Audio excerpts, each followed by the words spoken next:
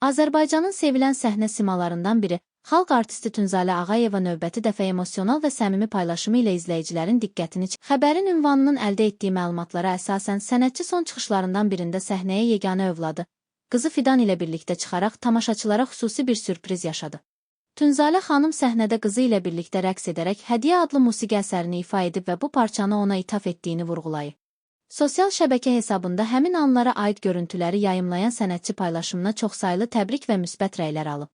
İzləyicilər bu emosional anı yüksək qiymətləndirərək, ana-qız münasibətinin gözəl bir təzahürü olduğunu bildiriblər. Qeyd edək ki, Tünzalə Ağayevanın qızı Fidan uzun illərdir təhsilini Türkiyədə davam etdirir və ali təhsil almışdı. O, mediadan uzaq həyat tərzi sürməsinə baxmayaraq, zaman-zaman anasının paylaşımlarında görünməkdədir. Hazırda sözügedən görüntülər sosial şəbəkələrdə böyük maraqla qarşılanır və geniş şəkildə paylaşılır.